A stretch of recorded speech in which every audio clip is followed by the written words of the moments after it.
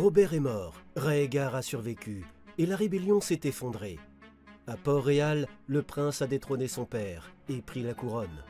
La paix a duré 15 ans, jusqu'au jour où Rhaegar a changé d'héritier. Fini Aegon, place à Viserys, son fils né de Lyanna Stark. Aegon s'est senti trahi, Dorne a fait sécession, et le royaume s'est fracturé. Puis, le roi est mort, empoisonné, et Viserys est monté sur le trône, sous l'influence de Tywin Lannister. Mais tout n'était que mensonge, tissu de trahison tissé dans l'ombre. Le jeune roi a découvert la vérité et fait exécuter Tywin. Un roi était mort, un autre était né. Viserys a tenu tête aux anciens et formé un nouveau conseil, un siège pour chaque région. Stark, Tully, Tyrell, Lannister, Arryn, Baratheon. Tous autour de la table, tous sauf Dorne et les Greyjoy. Le Nord, lui, a tiré l'alerte. Mance Rayder, le roi d'au-delà du mur, approche, avec des milliers de sauvageons. Mais la menace est partout. À Port-Réal, un tournoi est organisé. Et le poison s'invite à la fête. 3 nobles tombent. Dickon Tarly, Lancel Lannister, Robert Royce. Et au matin, une tentative contre le roi lui-même. La coupable, Tyenn Sand, fille bâtarde d'Oberyn Martell, venue de Dorne. Le sang a coulé, la guerre est déclarée, et les dragons s'apprêtent à rugir. Mais avant qu'on rentre dans le vif du sujet, n'oubliez pas de vous abonner et d'activer la cloche. Ça nous aide énormément à créer du contenu toujours meilleur. Si on obtient 500 likes, on fera une partie 4. Merci pour votre soutien. Maintenant, allons-y. Le Grand Conseil s'est réuni dans la salle du Donjon Rouge. La lumière filtre à peine à travers les vitraux, tamisée par la cendre qui flotte encore dans l'air de la ville. Le tournoi a eu lieu il y a une semaine, mais personne ne parle des joutes. Les seigneurs s'invectivent, le ton monte. Renly Baratheon tape du poing sur la table. Pour lui, c'est clair, ils ont voulu tuer le roi. C'est une déclaration de guerre. À ses côtés, Edmure Tully approuve. Dorne doit payer, sinon tout le monde pensera pouvoir lever la main contre la couronne sans conséquence. Robb Stark, lui, a l'esprit ailleurs. Mance Rayder approche du mur. Et pas seul, des milliers de sauvageons, peut-être plus. Son père est inquiet. Mace Tyrell ne s'embarrasse pas de la menace du Nord, il a d'autres priorités. Viserys doit épouser, rapidement. Un roi sans reine, c'est un roi vulnérable. Et si Rhaenys donne naissance à un fils, certains bannerets pourraient changer d'avis. Tous parlent, tous décident, sauf le roi. Viserys reste silencieux, le regard perdu dans les flammes de la cheminée. Depuis la tentative d'assassinat, il ne dort presque plus. Il mange peu. Et chaque nuit, il rêve de neige, de sang, de cadavres qui marchent. Et toujours, la voix de son frère, Aegon, hurlant son nom. Tyrion, fidèle à lui-même, prend la parole, moins pour répondre que pour amener un peu d'ordre. Vous avez tous raison, mais le Nord est déjà renforcé. 30 000 hommes ont été envoyés. Et Dorne, oui, doit être puni. Mais si Viserys meurt sans héritier, alors ce conseil ne servira plus à rien. Un silence tombe. Chacun jette un œil au roi. Il ne bronche pas. Alors Tyrion insiste. « Parlez-nous, votre grâce. » Le roi lève enfin les yeux, rouge, creusé, mais ferme. « Que fait-on de Tyenn Sand ?» Un frisson traverse la pièce. La fille d'Oberyn, coupable de 3 meurtres et d'une tentative sur le roi. Renly n'hésite pas. « Elle doit mourir, pas demain, aujourd'hui !» Robb ne dit rien, mais il acquiesce. Même Pycelle approuve d'un signe de tête tremblant. Tyrion soupire. « C'est la seule réponse possible, même si elle ne ramènera pas les morts. » Alors Viserys tranche, sa voix est calme, tranchante comme l'acier valyrien. « Faites-le, qu'elle soit exécutée demain à l'aube, et que tous les espions de Dorne voient ce qu'il en coûte de s'en prendre à un Targaryen. » La guerre ne fait que commencer, et le roi vient de signer sa première sentence. Le soleil décline sur l'Ancélion, mais dans la salle du conseil, l'air est étouffant. Pas un souffle de vent, pas une once de paix. Aegon se lève d'un bond. Le prince aux cheveux d'argent n'a plus rien du garçon calme qu'on admirait. Son poing claque sur la table de marbre. « Pourquoi ? Pourquoi est-ce que Tyenn était à Port-Réal ? Qui l'a envoyé ?» Doran Martell ne répond pas. Il croise les mains sur sa canne et regarde son frère. Oberyn, assis nonchalamment, sourit à demi. « Ce n'était pas prévu, du moins pas officiellement. Mais avoue, si elle avait réussi, tu serais sur le trône, non ?» Aegon se fige, ses traits se durcissent. « Et à la place, j'ai un frère qui veut ma tête !» Le silence s'installe. Seule Arianne ose le briser. Qu'elle ait agi seule ou non, la guerre était inévitable. Le Nord a envoyé des hommes. Le Bief arme déjà ses ports. Et Port-Réal ne reculera pas. Au fond de la pièce, Elia Martel serre les mains sur son ventre. Et Rhénis? Elle est presque à terme. Elle dort mal. Elle est terrifiée à l'idée de ce qui arrive. Personne ne répond, pas même Egon. Il finit par souffler plus bas. Je devrais aller lui parler, à Visénis, lui dire que je n'ai rien à voir avec cette tentative. Mais Doran secoue la tête, lentement. Rien ne changerait. Les lions grondent, les loups sont déjà en route, et la vipère a mordu. Même avec des explications, le poison est là. Oberyn croise les bras. Il demande ce qu'ils doivent faire. Attendre la tempête? Doran le fixe, longuement, puis murmure. Non, ils doivent préparer Dorn à y survivre. Les appartements royaux sont plongés dans l'obscurité. Le feu crépite faiblement dans l'âtre. Et sur le lit, une silhouette recroquevillée fixe les flammes, les yeux vides. Tyrion pousse la porte sans attendre qu'on l'y invite. L'air est lourd, étouffant. Il repère aussitôt l'odeur. Vin, cendre, solitude. Visénis est assis, torse nu, les cheveux en bataille, amaigri comme s'il avait jeûné des jours. Ses yeux sont cernés, fatigués, brisés. Tyrion soupire, approche sans bruit, puis lance doucement. « Vous savez, votre père m'a souvent dit que régner, c'était supporter ce que personne d'autre ne voulait porter. Mais il ne m'avait jamais dit que ça sentait aussi mauvais. » Pas de réponse. Tyrion s'assoit en face de lui, attrape une carafe de vin et se sert, puis tend la coupe au roi. « Tenez, si vous comptez vous noyer, faites-le avec du goût. » Visénis esquisse un sourire, fuyant, mais il prend la coupe. « Tu sais ce que je vois quand je dors ?» Sa voix est rauque, usée. « Je vois une mer gelée, des cadavres, des corbeaux, et une chose, quelque chose d'ancien qui me regarde. » Tyrion boit une gorgée. « Charmant programme, mais ça n'explique pas pourquoi vous avez décidé de ressembler à un ermite fou. » Visénis ferme les yeux. « Il a essayé de me tuer. Mon frère. Je n'arrive pas à croire que... » « Croyez-le !» Sa voix est plus dure cette fois. « Vous portez une couronne. Ce n'est pas un cadeau, c'est une cible. Et tous ceux que vous aimez sont des poignards en puissance. Bienvenue dans le monde des rois. » Un silence. Tyrion adoucit le ton. Rhaegar avait choisi Visénis. Il croyait en lui. Et ce dernier, convaincu de ne pas être fait pour régner, comprenait enfin que c'était justement pour ça qu'il le ferait bien. Visénis souffle longuement. Il redresse légèrement la tête. Il demande ce qu'il est censé faire, maintenant. Tyrion s'appuie contre le dossier de sa chaise. Il parle de gouverner, d'asseoir son pouvoir, et pour ça, il faut une reine. Le mot tombe comme une pierre dans l'eau. Tyrion enchaîne. Myrcella, le choix de Cersei, qui rêvait de voir sa fille reine. Daenerys, à qui Visénis était promis. Sansa Stark et la loyauté du Nord. Et Marjorie Tyrell, déjà en train d'essayer la couronne en rêve. Visénis le regarde enfin. Il lui demande qui, lui, aurait choisi. Tyrion marque un silence, puis répond. Le Nord, la stabilité, Sansa. Mais refuser Marjorie pourrait coûter cher, très cher. Un silence. Visénis acquiesce. Tyrion se lève.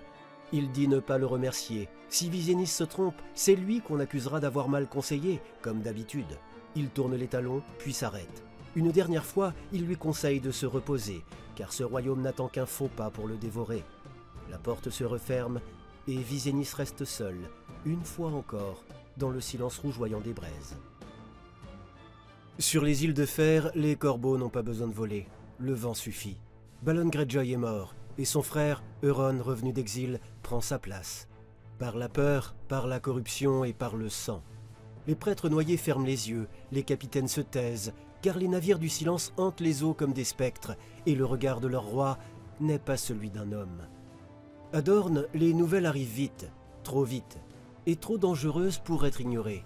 Euron Greyjoy veut s'imposer comme le troisième joueur de l'échiquier, ni dragon, ni soleil, mais la mer. Imprévisible, insaisissable et brutale. Il lui faut des alliés, et Dorne, isolé, affaibli par l'échec de Tien, n'a plus le luxe du choix. Alors Arianne part, seule, sans escorte noble, sans fioriture. Seulement son nom, son esprit et son ambition. Fille de Doran, héritière de Lancélion, elle n'a besoin de personne pour parler en son nom. La décision n'est pas unanime, Oberyn hausse les épaules, Doran hésite longuement. Mais Aegon tranche, ils n'ont plus le temps, plus d'alliés, et Euron possède ce que les autres n'ont pas, une flotte.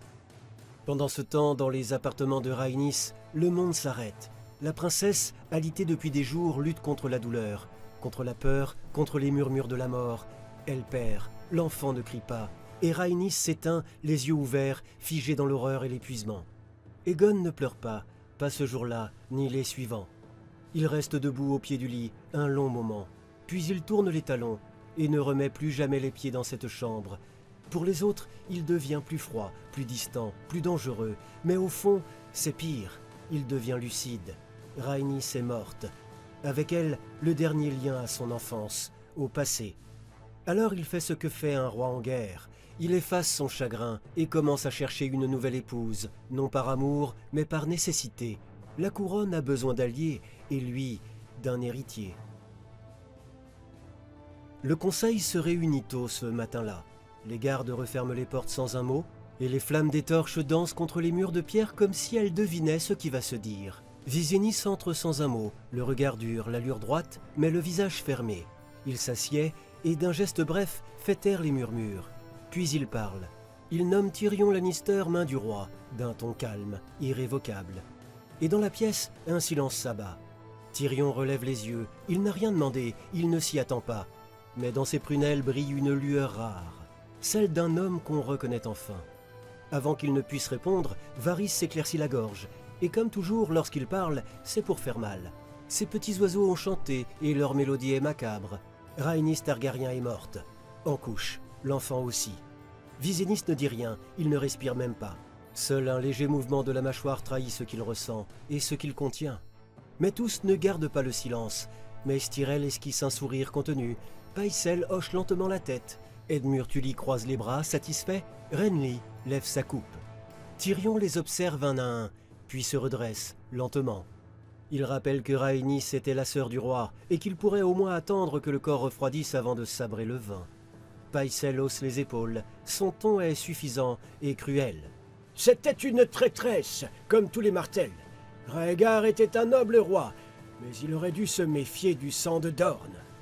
Visenya se lève, il ne crie pas, il ne frappe pas, il annonce simplement qu'il prendra pour épouse Marjorie Tyrell. La nouvelle tombe comme une lame sur la table. Mace Tyrell faillit s'étrangler de joie. Il remercie le roi à plusieurs reprises, déclare que sa fille sera une reine parfaite, une lumière pour le royaume. Les autres opinent, par calcul, par instinct ou par peur. Mais au sommet de la forteresse, dans ses appartements privés, Cersei Lannister hurle. Ce n'est pas seulement la rage d'une mère, c'est celle d'une femme déchue. Elle affirme que Rhaegar lui-même a promis la couronne à Myrcella. Un mensonge, un souvenir réinventé, car c'était Tywin qui avait imposé cette idée. Et Rhaegar, poli mais distant, n'avait jamais acquiescé. Mais la vérité, Cersei n'en veut pas. Elle veut un trône qu'elle vient de perdre. Et dans son regard, une nouvelle guerre est déjà en marche. Le vent hurle plus fort chaque jour. Et sur le mur, le froid n'est plus seulement un climat, c'est une présence, une menace, un avertissement. Ned Stark ne l'ignore plus, il conclut ses affaires à Château-Noir. Les corbeaux repartent, les morts sont comptés, puis brûlés. Mance Rayder a été capturé, les combats ont été brefs, mais sanglants. Des centaines de sauvageons jonchent les forêts enneigées, et parmi les soldats des Sept Couronnes, les pertes sont lourdes, trop lourdes pour un ennemi si mal équipé. Mais la vérité, c'est que ce n'était pas une guerre, c'était un exode, un peuple chassé par quelque chose de pire. Ned l'a compris, et Stannis aussi. Depuis 6 lunes, Stannis Baratheon est devenu le Lord Commandant de la Garde de Nuit, un titre qu'il n'aurait jamais voulu, mais qu'il porte comme une lame froide et droite. Il a vu des choses que même lui n'ose nommer. Il sait que la guerre à venir ne se jouera pas à Port-Réal, mais ici, dans l'ombre glacée du Nord. Lui et Ned ont parlé, longtemps, en silence, parfois, mais ils sont tombés d'accord. Le Don pourrait accueillir les sauvageons. Ces terres, au sud du mur, sont vastes, peu habitées. Mais il y a des conditions. Plier le genou, accepter les lois du royaume, reconnaître Ned comme seigneur suzerain du Nord. Mance Rayder a refusé. Il a tenu tête jusqu'au bout. Et il a été pendu, sans cérémonie. Un autre homme a émergé des cendres. Tormund Fléau d'Ogre. Il parle fort, il boit beaucoup. Mais dans son regard, il y a une faille, un soupçon d'humanité, une ouverture. Stannis n'en dit rien, mais il surveille. Dans la cour, les hommes de la garde brûlent un autre frère, Petyr Baelish. Envoyé au mur quelques mois plus tôt par ordre royal, il a péri dès le premier assaut, transpercé par une lance sauvageonne. Aucune larme n'a été versée, juste un nom rayé d'un registre. Et puis, une lettre arrive. Ned l'ouvre en silence, son regard s'adoucit, juste un instant. Robb est fiancé à Daenerys Targaryen. L'hiver est toujours là, les morts rôdent toujours au nord, mais pour la première fois depuis longtemps, un espoir perce sous la glace. Le roi est dans ses appartements privés, penché sur des cartes, les yeux fatigués. Tyrion l'accompagne, verre à la main, regard perdu dans les flammes de l'âtre. Le calme, enfin. Mais il ne dure jamais. Varys arrive sans bruit, comme toujours. Il incline à peine la tête, puis dépose une nouvelle information sur la table comme on pose une lame nue. Jaime Lannister a quitté la garde royale, pas pour se retirer, pas pour fuir, mais pour revendiquer Castral Rock. Tyrion ne sursaute pas, il hoche simplement la tête, il est au courant. Jaime lui en a parlé bien avant de passer à l'acte. Et au fond, Tyrion trouve ça presque amusant. Le régicide, fidèle jusqu'à l'obsession, l'homme en armure blanche, qui a attendu la mort de leur père pour enfin oser redevenir l'aîné des Lannister. Mais le pouvoir ne se transmet pas si facilement, même avec un nom aussi grand que le leur. Tyrion l'explique, il ne peut pas simplement lui rendre Castral Rock d'un claquement de doigts. Il faut un décret, un consensus, un acte royal, et un roi qui n'a pas d'autre priorité. Alors, pour l'instant, Jaime y va en intérim, pour remettre de l'ordre, pour reprendre ce qui leur appartient, mais il ne part pas seul, Cersei le suit. Avec elle, Joffrey, Myrcella, Tommen et Viserys. Une migration silencieuse, un repli déguisé, un départ qui n'annonce rien de bon. Varys observe Tyrion. Il incline légèrement la tête. « Et vous ne trouvez pas cela curieux ?» Tyrion répond sans quitter le feu des yeux. Il ne montre rien, ou plutôt, il choisit ce qu'il montre. Il dit que Cersei n'a jamais supporté Marjorie, qu'elle aurait tout donné pour voir Myrcella sur le trône, mais aujourd'hui, ce trône lui échappe. Alors elle se replie, elle encaisse et elle attend. Peut-être est-ce aussi simple que ça. Peut-être pas. Viserys ne commande pas, il écoute, il note. Le soleil de Dorne brûle la mer, et le silence du port est étrange, presque irréel. Un bateau fend les flots. Ses voiles sont rouges et bordées d'or. Le lion des Lannister s'affiche fièrement sur la grand-voile, comme un défi lancé au sable du sud. Les gardes dorniens sont prêts, mais ce ne sont pas des pillards ou des soldats, ce sont des invités. Cersei Lannister descend la première, la tête haute, l'allure impériale. À ses côtés, Myrcella, Joffrey, Tommen. Derrière eux, Jaime. Et Viserys, qui garde le silence, mais dont les yeux observent tout. Il ne demande pas audience, il la réclame, et Doran Martell la leur accorde. Dans la grande salle de Lancélion, l'air est lourd. Aegon est là, Doran aussi. Et Elia, droite et digne, malgré les jours sombres. L'échange débute dans la froideur. Les salutations sont brèves, les regards tranchants. Aegon reste courtois, mais tendu. Il ne comprend pas ce que Cersei est venue chercher, pas encore. Et puis, elle parle. Elle dit que l'Ouest est prêt à marcher, avec eux, contre Viserys. Doran ne répond pas tout de suite. Il sait que les promesses de Cersei valent. C'est Elia qui demande. En échange de quoi ? Cersei sourit et frappe. Pas avec une lame, mais avec une offre. Pourquoi ne pas unir Myrcella à Aegon et Joffrey à Arianne ? Aegon reste figé. Myrcella baisse les yeux. Elia détourne le regard. Et Doran réfléchit.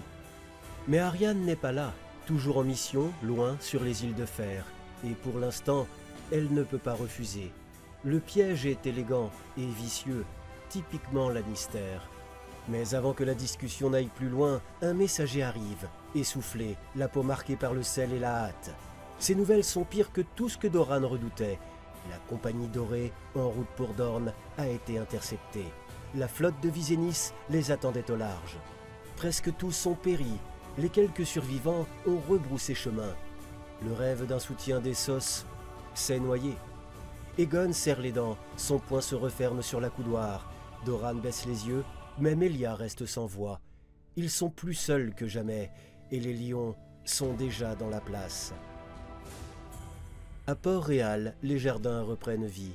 Les dorures sont astiquées, les serviteurs sourient, les nobles reviennent à la cour. Le roi aussi. Visénis va mieux, son teint a repris des couleurs. Son regard s'est affermi. Il passe du temps avec Marjorie Tyrell. Dans les couloirs, au banquet, même dans les jardins secrets. Le peuple commence à les appeler le jeune couple royal. Et cette alliance stabilise le trône, en apparence. Mais tout bascule en un souffle. Varys entre, sans frapper. Son visage est grave, ses mains croisées. La nouvelle tombe comme une épée. Cersei et Viserys ont fui la capitale et ne sont pas restés longtemps à Castral Rock, mais ont été vus en route vers Dorne. Le choc est immédiat, Tyrion blêmit. Il aurait pu s'attendre à une trahison de sa sœur, oui, mais pas de son frère. Il se tourne vers le roi, mais Viserys reste figé, la mâchoire contractée, le regard perdu. L'Ouest est perdu. Castral Rock ne répond plus au roi, et désormais, il soutient Aegon. La trahison est commencée, et le jeu des alliances a changé. Alors Viserys se lève, il ne tremble pas, le nord est stabilisé, le mur est tenu, les sauvageons ne sont plus une priorité. Il est temps. L'Ouest va payer. Il convoque son conseil, ses généraux, ses intendants, ses alliés. Qu'ils s'accrochent à leur or et à leurs mensonges. Dans un mois, Castral Rock brûlera. 10 000 hommes doivent être prêts à partir dans la semaine. Des troupes royales, fidèles, aguerries. Et bientôt, 10 000 de plus suivront. Venus du nord, du Val, du Conflent. Leur point de ralliement, Chutebourg, aux portes du Bief, sur la frontière des terres de la couronne, là où l'herbe est grasse et où le feu va tomber. Viserys mènera la guerre lui-même. Il veut voir les lions chuter et il ne compte plus attendre. Un mois s'est écoulé depuis l'ordre royal. Les bannières de guerre claquent au vent de Chutebourg, et tout Westeros retient son souffle. Des dizaines de milliers d'hommes ont convergé, du nord, du Conflent, du Val. Chevaliers, archers, piquiers, porteurs de hallebardes, tous sous la bannière du roi Viserys Targaryen, tous prêts à faire tomber l'Ouest. Mais alors que les plans d'assaut se dessinent, Craquehall puis Porlanis, une rumeur arrive au galop. Pas une rumeur, un cri. Ville-Vieille est assiégée. De la mer et des terres, les Lannister, les Martell et les navires noirs des Greyjoy que l'on n'attendait pas si tôt. L'un des plus anciens ports de Westeros, le cœur du savoir, le fief de la foi, est en flammes. Les plans volent en éclats, il n'est plus question de stratégie, il est question de survie. Viserys réagit sans hésiter, il ordonne la marche. Toutes les forces, toutes, doivent descendre vers le sud. La guerre déferle sur Ville-Vieille comme un raz-de-marée. Par terre, les troupes de Viserys frappent fort, organisées, résolues, redoutables. Sur mer, sa flotte royale affronte celle des Fernets. Les combats sont sanglants, mais les loyalistes prennent l'avantage. Les défenses d'Ornières cèdent, la flotte ennemie recule. Ville-Vieille, pour l'instant, est sauvée. Mais la victoire a un goût amer, car elle n'est pas entière. Un corbeau arrive, scellé du sceau des roses. La main d'Olenna Tyrell a tremblé en l'écrivant. Les îles boucliers sont tombées, et Euron Greyjoy ne s'est pas arrêté. Il a remonté le Mander, il a pris les guets, et maintenant, il attaque au jardin. Quand l'armée de Viserys arrive, il est déjà trop tard. Le château est tombé, les jardins sont silencieux, et les drapeaux ennemis flottent sur les murs. Le lion, le soleil transpercé par la lance, et le kraken. Face à cette abomination, Viserys ne recule pas. Il installe son camp, il organise le siège, et il promet que le Bief sera purifié. Mais dans les tentes, dans les rangs, dans les cœurs, la peur commence à germer. Ce n'est plus une guerre, c'est une tempête, et personne ne sait qui en ressortira vivant. Le siège de Haut-Jardin dure depuis un mois. Trop long, trop calme. Les hommes bâillent, boivent, baissent leur garde.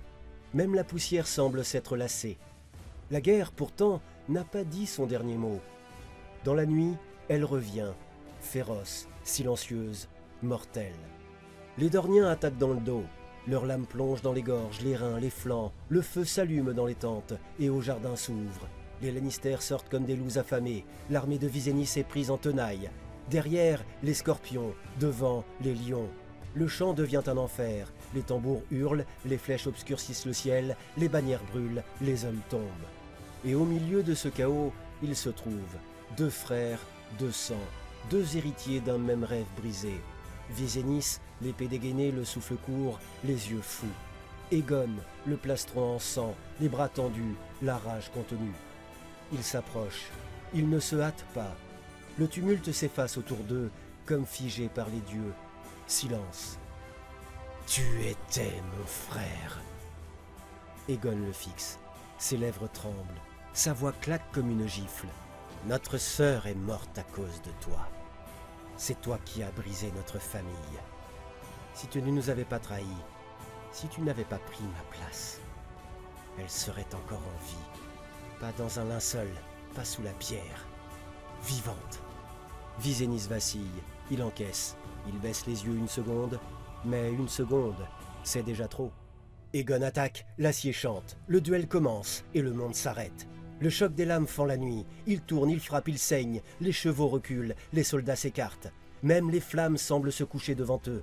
Ils se battent comme deux princes nés pour régner, mais il ne peut y avoir qu'un roi, et à la fin, c'est le feu qui l'emporte. Viserys glisse derrière la garde de son frère, un geste, un souffle, une lame qui s'enfonce droit dans le cœur. Aegon s'écroule, le regard figé sur le ciel, les yeux encore pleins de haine et de douleur. Viserys reste là, immobile, tremblant. La lame encore plantée dans le corps de son frère. Autour de lui, le vacarme s'étouffe. Les lances tombent, les épées se figent. Et les regards se tournent vers la silhouette effondrée d'Aegon, prince du sang, mort dans la boue. Les cris cessent, les bannières reculent, et peu à peu, les troupes ennemies battent en retraite. Les Dorniens décrochent, les Lannister reculent, même les Fernés tournent leur voile vers le large. La guerre s'arrête, pas par la paix, par épuisement. Et au cœur de ce silence, le roi reste seul, debout au-dessus du cadavre de son frère, victorieux, mais brisé. Quelques semaines ont passé depuis la mort d'Aegon, mais pour Viserys, le temps n'avance plus. Le trône de fer n'a jamais semblé aussi froid. Le jeune roi se terre dans ses appartements, le regard vide, le corps affaibli. Le royaume tient debout, uniquement parce que Tyrion Lannister le tient à bout de bras. À Castral Rock, Cersei, Jaime, Viserys et les enfants sont en exil. Non pas prisonniers, mais plus vraiment libres non plus. On attend, on observe, on décide. À Port-Réal, un vent tiède souffle sur les jardins de la capitale. Mais il n'y a ni fête, ni musique, car la guerre a laissé des cendres. Les pourparlers avec Dorne commencent. Et pour représenter sa maison, Doran Martell envoie sa fille, Arianne, belle, fière, implacable. Elle entre dans la salle du conseil comme une reine sans couronne. Face à elle, Viserys, flanqué de Tyrion, et des cicatrices de son duel. L'entretien est tendu, les mots tranchent autant que les lames. Il parle d'Aegon, de Rhaegar, de la trahison, de Tyenne, la bâtarde meurtrière, et les coups pleuvent, verbaux, Arianne dégaine l'ironie. Viserys réplique avec froideur, jusqu'à ce que Tyrion lève la main, fatigué, acerbe. Si on continue à regarder en arrière, on finira tous par marcher à reculons dans notre propre tombe. Silence. Puis Arianne reprend, posée. Elle dévoile la proposition de son père. Un mariage. Elle et Viserys. Leur premier enfant hériterait du trône de fer, le second de Dorne. Un pacte, un avenir, un royaume réunifié. Tyrion sourit. J'ai toujours su que Doran Martell était le plus dangereux des hommes, parce qu'il sait patienter. Viserys hésite, il murmure qu'il est déjà fiancé à Marjorie Tyrell, mais Tyrion l'écarte, en privé, et lui dit ce que personne d'autre n'ose formuler. Marjorie est une fleur de cour, Arianne est une racine. Si tu veux que le trône tienne debout, plante-le à Dorne. Viserys finit par céder, pas par amour, par devoir. Le royaume respire, mais ce n'est qu'un souffle, fragile, suspendu. À Haut-Jardin, les Tyrell n'ont pas encore répondu, et quand ils apprendront que Marjorie a été écartée, que leur promesse de couronne s'est envolée, leur jardin pourrait fleurir de ronces. Au nord, Ned Stark surveille le mur. Il sait que la neige ne cache plus seulement le froid. Elle masque une armée, une menace, un oubli. Viserys a remporté une guerre, mais il en a réveillé une autre, une plus ancienne, une qui ne réclame ni couronne, ni trône, seulement la fin de toute chose. Car au-delà du mur, les morts avancent, et cette fois, personne n'est prêt. N'oubliez pas de vous abonner et de liker la vidéo si vous voulez une partie 4.